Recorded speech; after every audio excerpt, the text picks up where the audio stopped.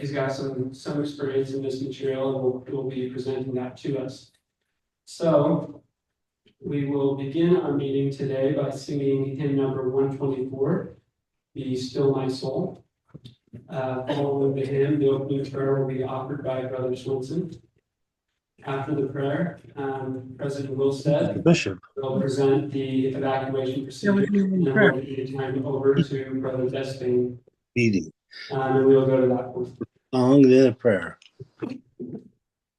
We could hear it on TV. I'm going to try to see if I can get up there.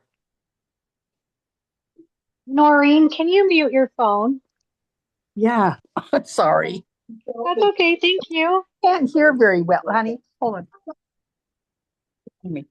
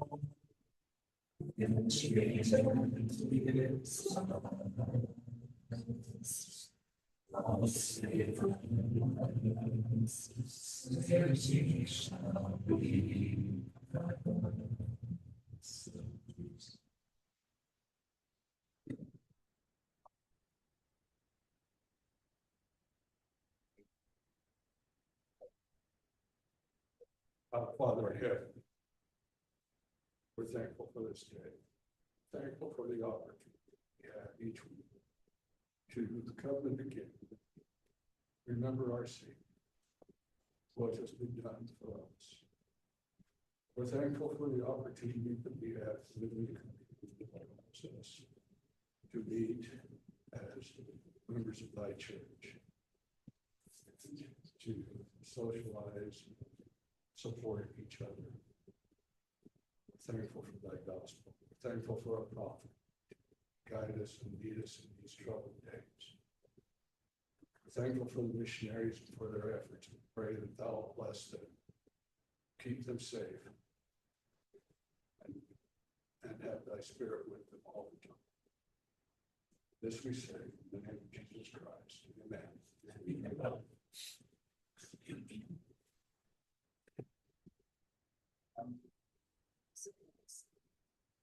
Okay. A lot of people. So. In my profession, I'm an elementary school principal, for those who don't know. All right, get a mic. Fuzzy ball. What's that? With a fuzzy ball on it. With the fuzzy ball and everything. For those that don't know, I'm an elementary school principal. And I was a school teacher in Las Vegas and then here for a little while. And I've been on several safety committees and been a part of some weird things. When things have been happening, one of which you may not have seen, but there was an attack on a church in Dominican Republic. And it's almost funny, I guess. Sad. But the picture that our daughter was able to send us is awesome. The guy's all tied up with belts and ties, and he was overtaken by members. She wasn't there, but it was kind of fun to see. Anyway, so as a ward council, we were talking about these situations, and given my experience, I got asked to, shut my big mouth the next time, or else write the 7-page document. So it came down to 1 page for you guys. So here we are. So if we're in church and there's, they say the fire alarm or something goes off. In a nutshell, it's kind of like this. If you are sitting up here, go to the closest door, and then exit the closest safe way out. If as you're approaching, and there's the fire's there, or whatever, then you're going to want to not go that way. So you may end up taking a longer route. One of the biggest concerns that I've had, trying to think of this plan, is where are the youngest kids? Our primary are all in one hallway, and then the nursery. And the nursery is not in the same hall right now, but it has been and probably will be again. Oh, see, I got sheets just for you too, for primary. So it is all over there. And as a parent, where are you going in an emergency to get your kids? From experience, I can tell you that creates chaos. We've had, Teresa and I have participated in some weird things, where we were trying to organize parents, and just my entering caused a problem. I relax, Jessica's back in line, I'm not cutting. I'm trying to get inside to help. So one thing that we've set up, so all the primary children will be escorted out by their teachers. The nursery will get additional support by having the primary presidency go to the nursery to help. Because I just cannot see around 4-year-olds or younger. So that was one thing that we put in place.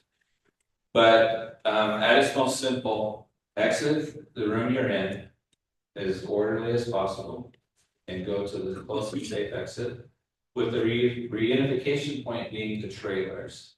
It's a clear marker. It's away from emergency personnel as they come in.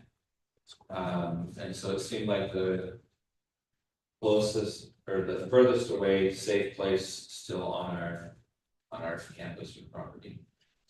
Did I miss anything? So you have a 1-page kind of cheat sheet, and ask Brother Johnson if you have questions. All right, Brother Despain, or any questions for me, I guess. All right.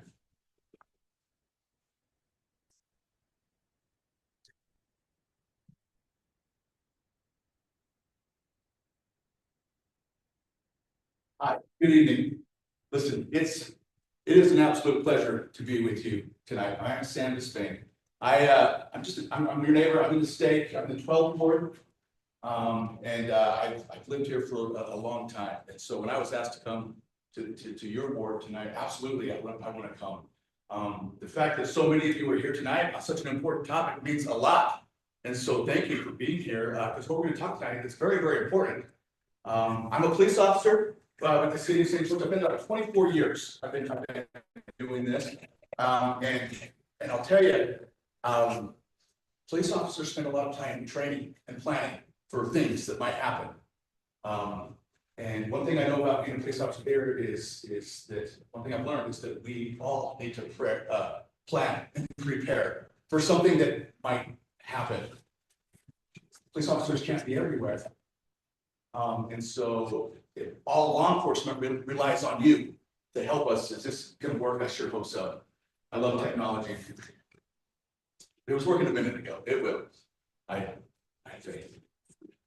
The fact that you're here tonight preparing and planning, what we're going to talk about is a difficult subject. And it's something that maybe we don't like to talk about or don't want to talk about, but we need to talk about it. And we've got to prepare ourselves because we're going to go over some statistics here in just a minute of what we're seeing in law enforcement. But this is nothing new. This has been going on a really long time, this type of planning and preparation. In fact, we can learn about some folks a long time ago in the book of Alma, who are doing the very thing that you're doing tonight. Some of my favorite verses from Alma are in Alma chapter 50, where the great Captain Moroni, great leader, is doing exactly what we're doing tonight, where we're planning and we're prepping and we're preparing. They said this, that they began to commence to dig big trenches around their cities, and that they heaped up mounds of earth. And on top of those, they built timbers with as tall as a man. They caused upon those works timbers should be a frame of pickets built upon the top, and then they built big towers from which they could throw stones and shoot arrows to prepare themselves against potential attacks that would come their way. Now, are we not doing the same? Are we not preparing ourselves of maybe potential attacks that might come our way? So that we can, if needs be, cast our own stones and arrows if it gets to that point, right? Let's talk about a little bit what we want to cover. There's so many examples of why your ward council felt that we needed to prepare and plan. Unfortunately, there's too many examples. And for us, as members of the Church of Jesus Christ of Latter-day Saints, just a few weeks ago even, but like in Lansing, Michigan, one of our churches was attacked.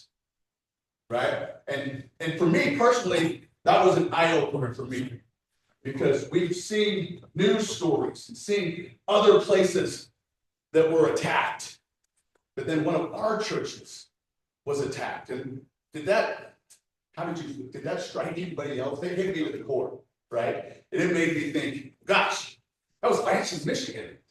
Are we prepared in Washington, Utah? Are we ready for potentially doing that? We're going to hopefully tonight give you some tools and some information that can prepare us for a moment that we might need to act in a certain way. Some things that we can do to prepare us for something like that, if it comes to that. The term active shooter gets thrown out there a lot, right? Active shooter, it's an individual who's actively trying to kill others. And they look for target-rich environments to do this. And more, unfortunately, some of those target-rich environments they're finding are churches or places of worship. And we have some challenges in our church with the way we do things, but we can still prepare ourselves. And when we say shooter, that's just another word for killing. It doesn't always necessarily have to be shooting. It could be killing in some way. Somebody who's trying to kill as many people as they possibly can. This is a graph. I know it's very hard to see back there. If you notice one thing about this graph, this is incidents and casualties of active shooters for the last 20 years, since 2000, 24 years. You can see that it's trending in the wrong direction. That every year we tend to see more and more violence, more and more killing. And if we sit around and just say, well, that's too bad for them, I hope nothing happens to us. And that's the problem, right? We can prepare ourselves to get ready for potentially, not if, but when it happens close to us. Now, in my experience in St. George, we're not immune to active killing in situations. We've seen it here. Maybe not in one of our churches, but in other areas. And so these are locations where statistically locations where active shooting or active killing takes place. This is a couple of years old and houses of worship is right here, but over the last couple of years, this has grown, increased a lot. There's so much hate out there against many religions, especially like our Jewish community, that their synagogues are being attacked. And so I guess the point of this graph is where is this active killing going to take place? Everywhere, right? Unfortunately, we just don't know. We just have to prepare ourselves for when it happens. This is kind of the scary world in which we live for these locations where they take place. We won't watch this. This is just a news clip of that unfortunate circumstances in Lansing, Michigan, just a few months ago, where a determined individual decided to wreak havoc on that church there as they worship. You're all very familiar with it. It was just to give an example that there's kind of a thought by some people that let's do nothing and Heavenly Father will just protect us. Right? Now I have faith that we will be protected, but we also have to do our part as well to keep us safe, because there are determined and evil individuals out there that want to cause harm and create havoc and cause terror to members of their community. And together we can help hopefully minimize the effect that they have as much as possible. So each one of us inside of us have a fight or flight built within us, that when something happens, a major incident, inside of us, we have a physiological response to a perceived threat. When we feel that we're being threatened in some way, when we react to a threat, hormones like adrenaline and cortisol are released in our body, and our heart rate increases, and it diverts blood flow to our major organs and our muscle groups, and it gives us a strength or a rush of energy. This is, for example, like this is how a mother is able to lift a car up with their child when their child's being crushed. And this all of a sudden, this inhuman strength, right? That's a response to that life and death situation, right? There's also another response that can happen. It's freezing or doing absolutely nothing, right? And so we're going to talk a little bit about freezing. What we don't want is in a situation that's a deadly force or somebody's actively trying to take life, what we don't want people to do is freeze and do nothing. We absolutely have to do something, right? And there's three aspects of freezing. One, that there's denial. Have any of you been in a place and heard a fire alarm going off and thought to yourself, I wonder if that's real. I wonder if there's a fire, right? Is that a good response that we should have? Unfortunately, when it comes to fire alarms, sometimes there's false alarms or something you just don't know, right? And most of the time it's okay, but what if there's that moment when it's not, right? So we want to just get past it now. We want to train ourselves that if we sense danger or harm, that we don't sit and wonder if it's actually happening, right? 2 is deliberation. Well, then you got to figure out, well, what am I going to do now, right? Deliberate. Well, if it's real, I should do this, but if it's not, maybe I can just stay here. I don't know. If you don't have a plan, then what are you going to do, right? And so I think that's why tonight is such a great opportunity to help develop this plan, so that when we're at church, that plan's already there, and we'll be able to, I know what I need to do, right? And then they reach that decisive moment where it's time to take action, right? And we want to get through this freezing as we possibly can, get through as fast as we possibly can, so that we can get to that decisive moment where we take action sooner. Because doing nothing is the worst thing that we could possibly do. All right. So building security measures. Now, that's kind of a challenge with LDS chapels, right? Because I'll be honest with you, our security measures here are not great. In fact, on a Sunday, every door is unlocked, right? And there's reasons behind that, because visitors are welcome. Don't we want to invite people to our churches and visit with us and worship with us? Do you see some security problems with that? Yeah, because they're open, they're accessible, right? But as we spoke about just a minute ago, we know where those access points are to where we can either get in or get out wherever we can. But it's our responsibility as members who go to this church, and especially this building, the Log Lane building, to recognize where those exits are and monitor them and watch and pay attention to who's coming in and who's coming out. We'll talk about suspicious behavior here in just a minute. Because you know it when you see it, right?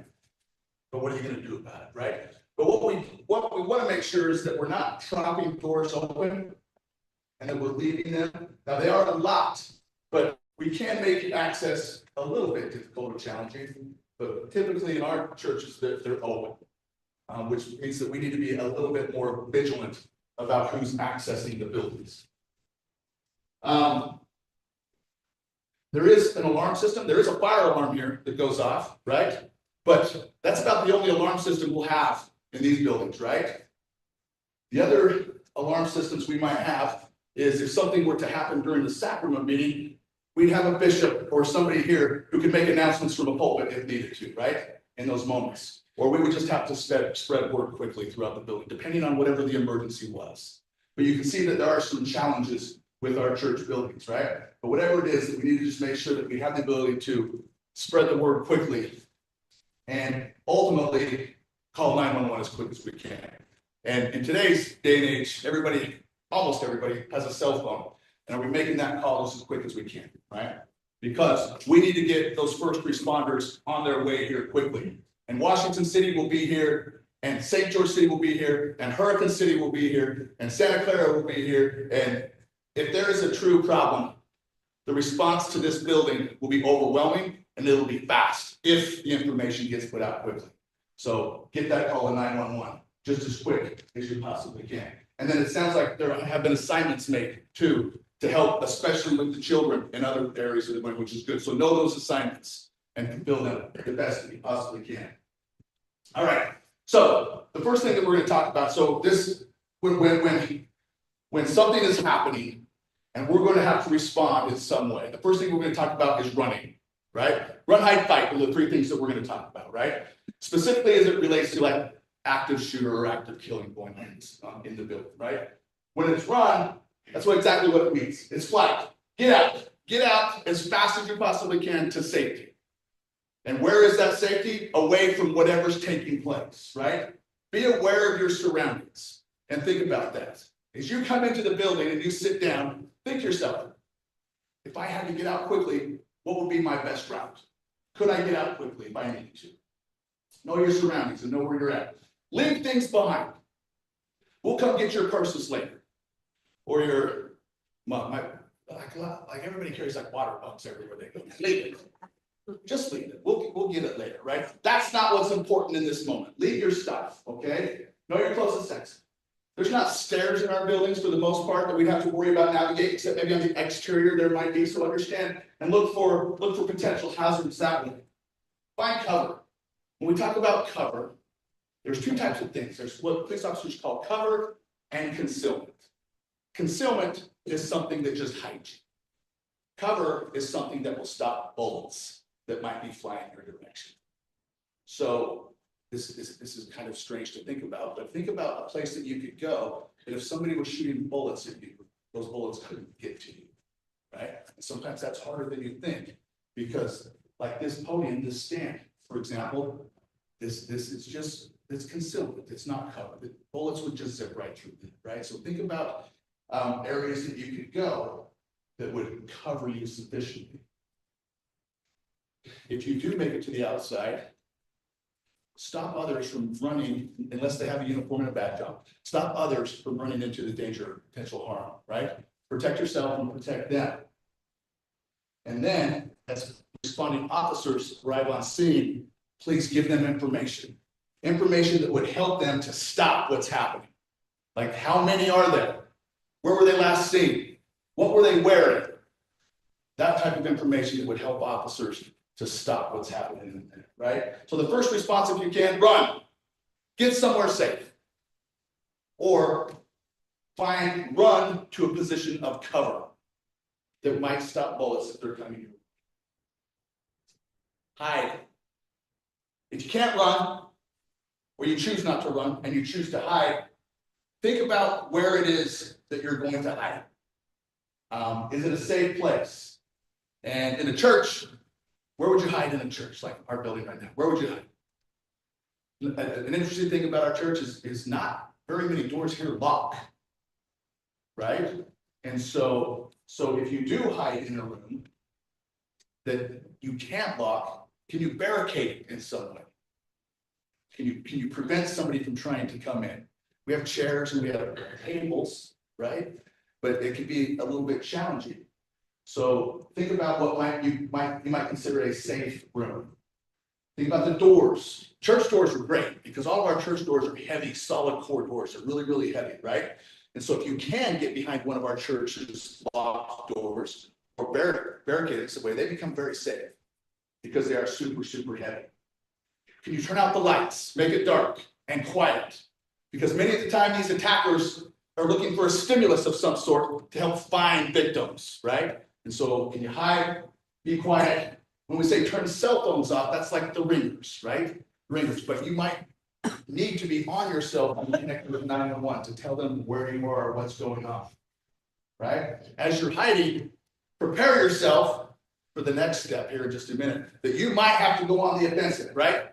You might have to take some sort of an action. And what are you going to do that with? Start looking for something that you might be able to arm yourself with in the event that you have to. If you're behind a door, don't open the door to check out and see what's going on. Don't just peek or want to know. Stay hidden, right? Stay hidden, stay quiet, and just wait. Just wait. Hopefully, the next person that opens that door will be a police officer, right? And they will identify themselves, and they will then say that it's okay to come out from your lens.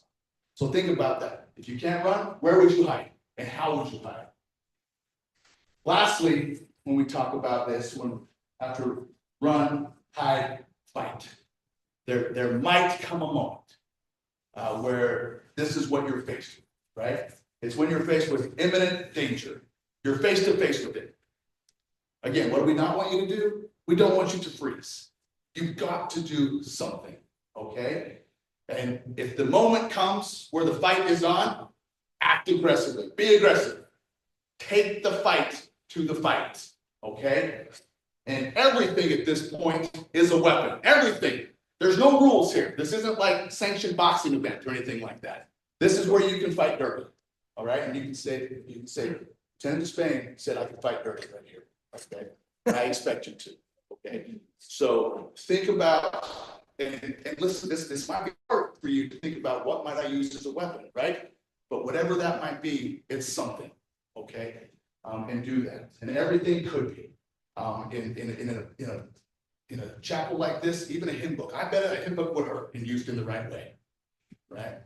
Whatever that might be. But you have to do something, and you have to do it now. You have to take action because something is better than nothing. And remember that there are strength in numbers. That's why nursery is such a dangerous calling in the church. There's strength in numbers, right? That many people aggressively attacking or aggressively fighting for their lives will give you a better advantage.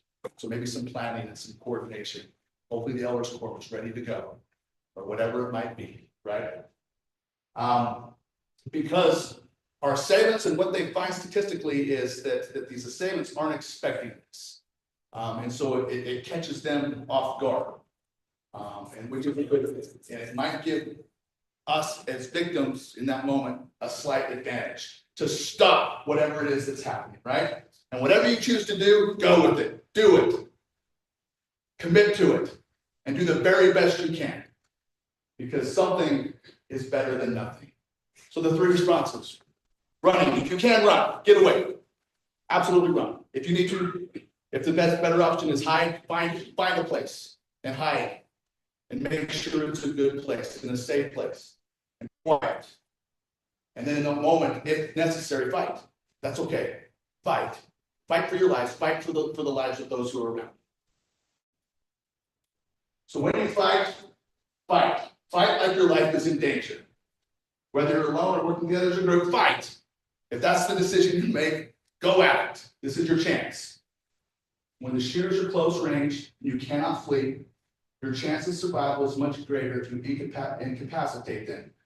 Defend yourself and others, right? You just never know in these situations where you're going to find yourself, right? And so start thinking in your mind right now, if police officers do this all the time, I'll drive around and I'll play the what if game and I'll say, every time I go to Maverick to get a drink, I'll ask myself, what if somebody was robbing the Maverick right now? What would I do, right?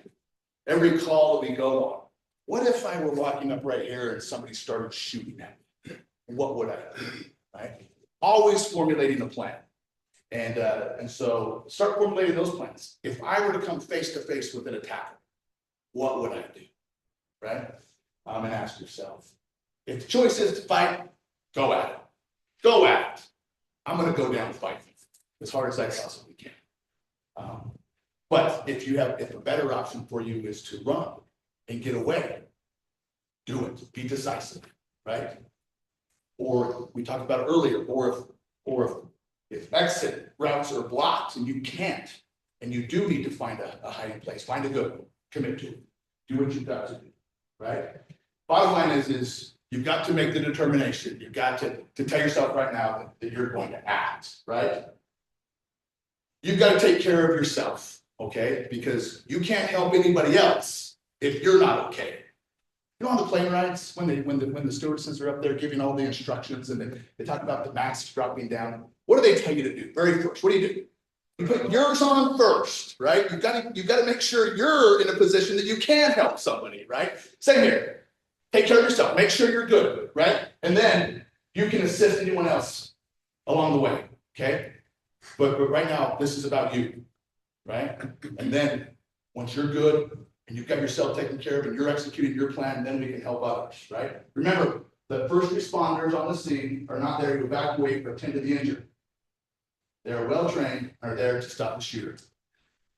Now, that might sound cold, right? Now, the first police officers that get here, their number one job and what we're looking for is to stop the killing. And that's hard, right? And we actually train that if we go into a building, if we go to a place and there's an injured person, fortunately, we're going to pass them because that's not the priority right now. Okay.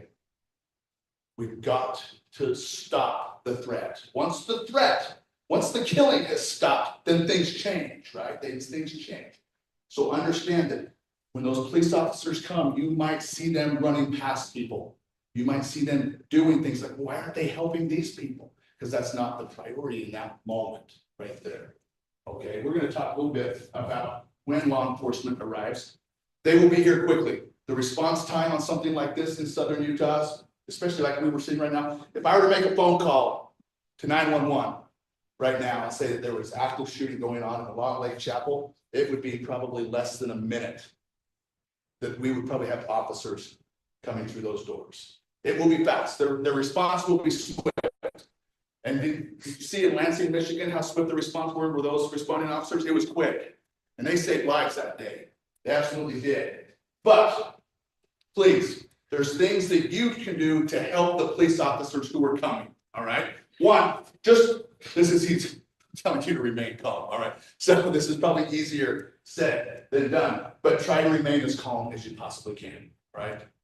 And then follow their instructions. That's a novel idea that somebody would follow the instructions of the police officers, then it would go better for them. Okay? So I just follow their instructions. Okay. They are going to be hyper focused on one thing at that moment, and that's stopping the killing. So, and they're going to be asking questions, and they're going to be saying, where are they? Where are they? Which direction? Where do I need to go? And even if you're just pointing them the direction that they need to go. Keep your hands empty and visible because they're looking for threats. And if they perceive a threat, they could respond to that. So keep your hands open. And if you did arm yourself with a weapon of whatever it is you chose, drop it, right? Drop it. And don't appear threatening to the police officers. And just, like I said, follow their instructions. It says avoid pointing and yelling. Let's see, yelling, yes, but when I say avoid pointing, you might just need to direct them where they need to go, where they can be most helpful, right? And then understand that if there are injured people there, they will absolutely be treated and attended to only after they've determined that there's no more killing going on. And then they go into life-saving mode at that point. And when they start treating the wounded, if any, and evacuations at that point. So, I don't want to scare any of you. This is not intended to be a scary thing. It's intended for you to be thinking about what ifs, right? What can we do? How can we be prepared, right? Prevention, and the fact that you're meeting here tonight is huge. That you care enough to want to make sure that where we worship is a safe environment to do that. Like schools, studies have done that you can't be in a learning environment if you don't feel safe. And I feel the same way about worshiping. You can't worship and come closer to the Savior and do these sacred ordinances if you don't feel safe on a weekly basis, right? And that's what we want. We want to make sure that we can come to a place and worship together, strengthen our testimonies, grow closer to the Savior Jesus Christ. And so what it takes is all of us together, collectively, to pay attention, right? And have you ever been in a church meeting and something or someone seemed off? Anybody ever experienced that? Where it's like, what's going on here? Right? It's too easy to talk yourself out of it. Like, it's probably nothing. It's probably nothing, right? That's what we can't do, right? Because what if it's something, right? What would we do, right? Say something. Find something. Whether it's a member of your bishopric, a trusted person, but as members of the church, we should be going and talking to them anyway and welcome them to sacrament meeting, right? Just pay attention. And if something doesn't look right or doesn't feel right, it probably is not, right? And then draw attention to those that can help you address whatever issue that is. Look for warning signs, right? If somebody shows up dressed oddly, now, I'm not saying that everybody who comes to our church meetings needs to be in a white shirt and tie or whatever, but there's a drastic difference that in July, if somebody walks in wearing a trench coat. You see what I mean? That's a little bit off, right? Are they hiding or concealing something, right? Or just odd behavior from an individual. It just, like I said earlier, if it doesn't look quite right, it's probably not, and it probably needs to be addressed. And there's nothing wrong with that. If the behavior is concerning enough, call the police. As a police officer, I hear this phrase far too often, and I don't understand it. When somebody says, I didn't want to bother you. And I go, that's my job. You're literally paying me right now to bother me, and it's not a bother, right? And so even if it's nothing, it might be something. If all else, call the police, have the police come, right? And let us help you address any potential issues that there might be, right? I would much rather us come, and if ain't nothing, than somebody to say, I wish I would have called the police. I had that thought, maybe I should have, right? It's not a bother. I know all of Washington City Police Department. Most of them are fantastic. I'm just teasing. They're all fantastic. All right. They're all, and it's absolutely nothing. It's literally their job. If you need help, call the police, right? And they would promise because everybody in here is awesome. It would make their day to talk to anyone of you right now. I promise, right? But communicate, right? Even if it's sitting on the stand, you send a text to the bishop, and the bishop's like, I already know. I saw him, right? Whatever it might be. Communication really is. These are some preventative measures that we can do, right? Preparing ourselves And not pretending or acting like it will never happen here, but having the mind frame of when it does, I have a plan. I am ready to do something, that's for sure. Does anybody have any questions for me about any of these things that I talked about, or you might answer? Yes, go ahead. No, here's what's weird about these church windows, they're actually screwed shut. Well, they're not screwed shut, if you go like into a classroom, if you look at the window jambs, there's plastic pieces shoved in there preventing them from going up, so no. So if you did need to get out of the window, I guarantee you one of those metal chairs would break that super great. If you needed to get out of the window, break one, if you needed to. Yeah, but they don't open. Remember the old churches, the windows that you would flip the latch and they go beep, like that? I know, because I saw one of my buddies that didn't get stuck in one of those. The bishop was mad, but anyway. So no, yeah, but listen, understand that in these moments, when this is going, is property destruction even a worry on our mind? Do we even consider that? No. It's property. Everything in this church can be replaced, except our lives, right? That's the most important thing. Yeah. Just curious, in most like active shooter situations, are they typically like hanging out for a while, or are they like rushing in, like, you know what I mean? Yes, yes and no, right? So what they found is that many active shooters that they've done some pre-scouting prior to get to know the lay of the land, but there have been instances of both where they've been there. There's been some there's some nightclubs where they've been able to watch them on surveillance, that they have mingled and hung out for a minute, and then the chaos erupts. Or But typically, is it like within the first 5 minutes they're there? yeah, typically it's very quick. Typically what they see that if a determined individual has made the decision that they're going to do this, they respond and do what they're going to do. Typically, yeah. So that's why that when we talked about freezing, that you know, is this really happening? Should I really care about this? Maybe I shouldn't make a big deal about it. It's probably not, you know, get past that, right? And find out, question them. Or if it's obvious enough, get on 911 right then. Wait. Does the fire alarm break to the 911 people in this building? Yeah, so, that's part of the fire code, that if the alarm's tripped here, it will notify in our dispatch center that the fire alarm has gone off here, right? And so a lot of times, if something's happening, if you trip that alarm, at least it'll get some attention somewhere, at least about a fire, right? Yeah, so fire alarms will be monitored in the 911 center. For the Friends on Home, can you say the question? Oh, And then sorry. they don't know what The question, I'm sorry. Thank you. The question was, is when the fire alarm goes off, does it notify anybody else, or is it, it notifies at the 911 center that the fire alarm's gone off here? We get those a lot, which is all right. And we will respond and check them.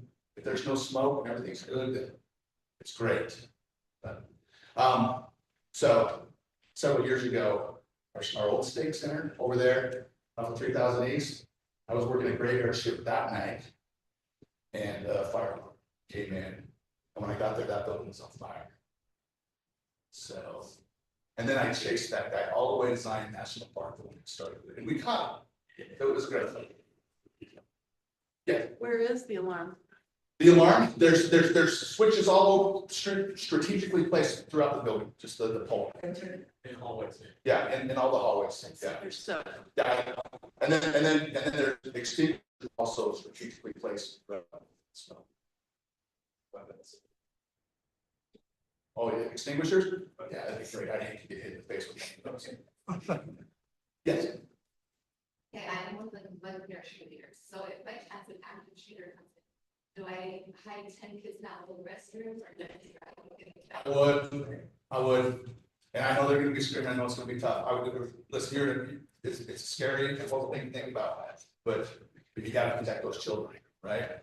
I would be closing and barricading doors as best as I possibly could. Type in the chat. Question was. Yeah. But this, the once you see kids document that we got here, it says head to the southwest corner by the trailers.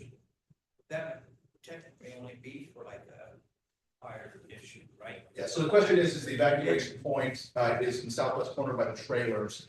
I think that would be maybe like a congregating point to make sure families can get reunited, the kids. But only in the emergency of a fire, if it was an active shooter, all we're doing is taking it from being collectively here to collectively over in that corner. They just come out and get us, we should be. Yeah, I would be running and seeking a position of cover the best I possibly could. Right. Not just hiding there to the next week. So, it's interesting, especially when it comes to active shooter, I can't say you need to do this, or you need to do this, right? It's adapting to the situation and doing something, because everyone's gonna be so different. And you just never know, it's just being in the right mindset of doing something, right, and rather than doing nothing. Go ahead. So it's the best thing to do, like if you see somebody, you're out where you see somebody that looks or seems off to you, is the best thing to do to try to engage in conversation, and like to actually just to see if they are off at all? Absolutely, like think about a normal Sunday, right? I mean, aren't we encouraged to greet visitors and welcome them to our board? If somebody seems a little bit off, like, hi, how are you? And then you'll know, right? And then maybe it's go get the bishop, go do this. You know what I mean? Or alerting anybody that you need some help in dealing with that individual, right? And quite honestly, if you find yourself in the lobby with an active shooter, that's when you've got to decide what are you going to do in that moment, right? If you're confronted with that happening, right? But if somebody seems off, evaluate, right? And all of your instincts are right on. Everybody in here. Maybe if I'm outside. Right. You know, but outside, it's like it's bad. yeah, but you can get the response of other people, right? Like, hey, will you come with me while we help this gentleman, talk to this gentleman? Would you go get the bishop and tell him we need him out here right now, right? Or do something that draws attention to what you're doing. I think it's like having ideas in our head of like what we could do, but it means like the preparations that I need. Like maybe to engage them would be a first step. Yeah. But if you're thinking they're not cooperating with you, then what would you do? Right, listen, and if they're not actively hurting somebody, then you don't wanna force or push the issue with them. Or if we deal with a lot of individuals who have mental health related issues and problems, right? And that's quite common in our community. And we don't want to reach a point to where we maybe trigger them to where it gets bad or goes downhill or something, right? That's what's good to do. Yeah, well, listen, I wish I could tell you should always do this, right? It's understanding that you might have to do something. And I would suggest that soliciting the help of others around you, other people in the board around you. And that's another nice thing about like when we're getting ready to start our meetings, our congregations, we're not alone, right? And it wouldn't take much for somebody to get some help where needed. Let's go here and then we'll come over here. Go ahead. Do you have any suggestions for people who may actually be carried even in this conversation here? You might have people that are weaponized and know what they're doing. Yeah. And what would your suggestions be in that case? Can they become a hero and take the shooter out, or what would you suggest? I have no idea. Okay, so understand this: the church's official stance on carrying weapons in church buildings is no. Okay, that's their official stance. Okay, Except for law enforcement. I do. I feel I'm trained, right? If you can stop the killing, you need to stop the killing, right? Well, you would have a weapon for that purpose. 100%. That's probably why. That's why you're carrying it. Why you know what you know, why you've done what you've That's done. why you have it, right? Yeah. I mean, you call for a doctor in the house, and you call for, anyone with. You might, and yeah, you might say, it would be, I understand that the reverence in our chapels and stuff, there might be a time for us not good. There was a prophet that said, never yell at your wife unless the house is on fire, right? There's a time when you might need to yell in our congregations, in our churches, in our boards, right? And yeah, that's absolutely okay, right? And so those are decisions that you have to make, right? Now, so people who do concealed carry, you gotta make sure you're trained and are you fully prepared to take care of those situations of happening. So, but go ahead. Could you elaborate on Where in this building would be protection from shooting? Yeah, it's, so, Repeat the question. you know, where would be in this building be a position of cover or a position of cover versus a position of concealment, right? Buildings are hard because like drywall is not a good position, and we think about bullets and ballistics, they punch through things, right? And so like those even those curtains right there, they wouldn't do much for anybody. Here in this room, this is a tough room. There's not very many positions of cover like in our chapel right here. The pews and the stand. I gotta tell you, if I were to take a position maybe behind the organ right there, I think there's enough electronics and stuff in there that would stop things like that. I think these solid wood core doors for certain rounds, I think would be okay, but others not. Churches are tough that way. One thing that door jams or corners, think about construction of a building where 2x4s are put together that's more solid, or solid core doors. Or something, brick. The old churches were much better. They were made of like cinder block and brick, right? And those walls were very, very protective, right? But just think to yourself, churches are tough because we're very exposed in these churches. So that's why if you do have to hide, lights out, barricading the door, making it difficult for somebody. If you do hide in a room, where are you hiding in that room? Are you hunkered down in a corner? In our schools, we teach our kids and teachers to go to one corner and you just get down, get small, right? As much as you can. You just got to do the best you can with what you got. Go ahead, yes. We're talking here things that may not happen, but it's good. We talk about something to prepare for. In the Company Covenant 60:20, it's a duty of the priesthood to watch over the church. And this is our responsibility.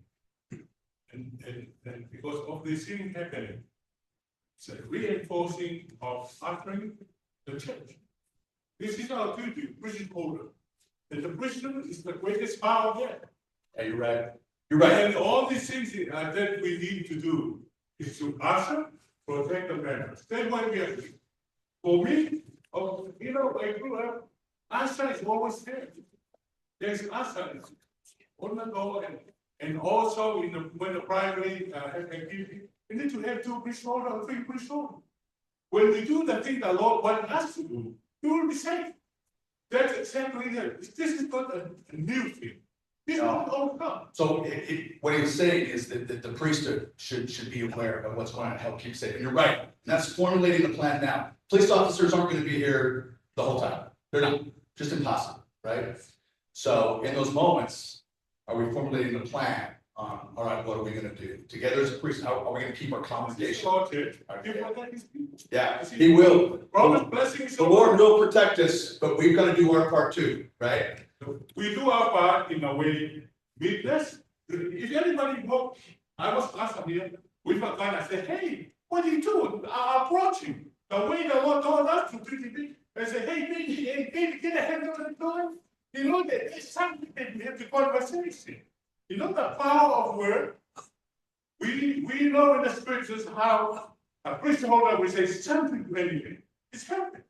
We need to have faith, do our duty, and the Lord will protect us. Yes. We have to reinforce ushering and make sure we stand and see. Good. You know, we have power. We have assignments, right? Yeah. And so that we fulfill our assignments to the fullest, right? Absolutely. That is true. That's why we are here. Yeah. Good. I agree with you, actually. And the Lord will protect us. There's no doubt, right? And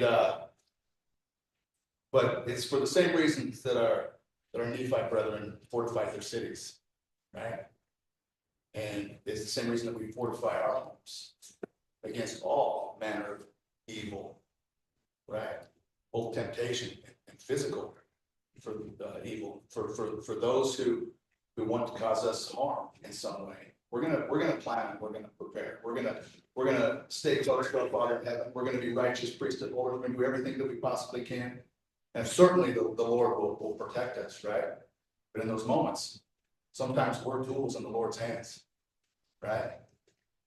And in those moments, are we going to step up and be our brother's keeper, right? Do Do we help protect one another and look for those warning signs and do that? You're absolutely right. So we'll win, whether in this life or the next, we'll win. No doubt about it. And yeah, go ahead. I, for one, appreciate the thing you said about it. Thank you. Well, thank you. Good. Listen, the fact that your ward got together and is taking this so serious, you guys meet at 10:30. I'm at 1:30, so I know by 1:30 I'm coming in with safe building, so that's great. And that's gonna be awesome, but it really is kind of unfortunate that we live in a day and age that we've got to consider these things and talk about these things and prepare ourselves for these things. And what we've got to get out of our mind is we can't get complacent. Complacency is really the worst thing that could happen for us, and think, oh, we're in Washington, Utah. It will never happen here, right? I bet you 2 weeks before what happened in Lansing, if you were to ask somebody if something like, if you were to paint that scenario in Lansing, Michigan, to that board, to that state, and you said this would happen, what do you think they'd say? No, not here, never, right? What do you think they're saying now? Right? And so just know that you truly can make a difference. And by staying vigilant, watching those warning signs, making plans, making preparations that we can come here and worship together in a safe environment. And see our testimonies grow closer to our Savior Jesus Christ. And we can have all the confidence in the world that when something happens, we'll be okay. We'll know what to do. We'll be able to act appropriately. That's all that we can do. So, listen, I thank you again. I bear my testimony that this is the true church, and that despite the evils that are out there, the bad people that at times want to cause us harm, that good will always triumph over evil. Always. And we can have confidence that we are being watched over, that we are being blessed. And at the same time, as we do everything that we can do, our Father in heaven will do everything that He can do. And together, we can accomplish anything. Our destiny. I think Jesus Christ. Amen. Amen.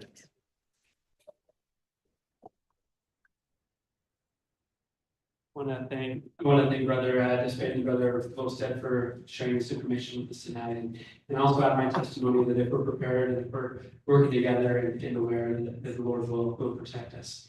We'll close our meeting tonight by singing hymn number 142, Sweet Hour of Prayer, after which Brother Crump will be offering a closing prayer.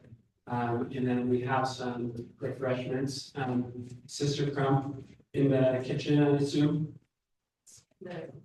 In the cultural hall. Thank you.